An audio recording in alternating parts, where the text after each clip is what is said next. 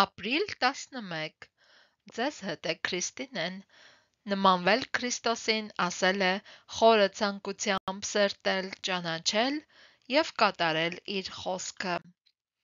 Ողջույն, բոլորիդ մաղթում եմ ուրախ ապրիլի 11 և տարվա 15-րդ շաբաթ։ 15-րդ շաբաթում աշխատում ենք անգիր սովորել Հռոմեացիս 6, 12-13 համարները։ Այդ նպատակով եկեք 3 անգամ կարդանք և մտապահենք։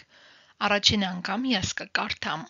Ուրեմն թող մեղքը ձեր մահկանացու մարմնի մեջ չթագավորի, որ նրա ցանկություններին չհնազանդվեք, և ձեր անդամները որպես անիրավության զենք մի հանձնեք մեղքին, այլ ինքներդ ձեզ ներկայացրեք Աստծուն, որպես մեռելներից կենդանացածներ և ձեր անդամները արդարության զենք Աստծուն։ Այժմ դուք կարդացեք և ես կլռեմ։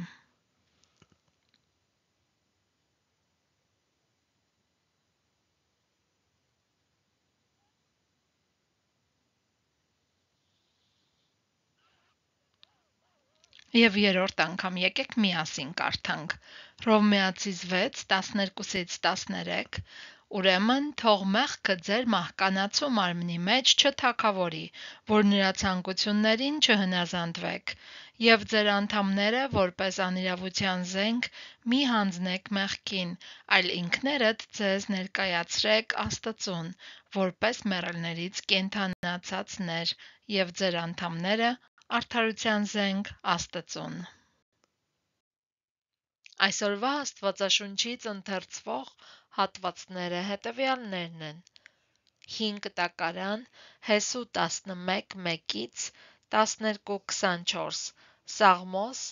44, 4-19, Առակաց 14, 1-2, Նոր կտակարան, Ղուկաս 10, 25-42։ Մաղթում եմ ձեզ ուրախ և օրհնյալ օր, մինչ հաջորդ հանդիպում։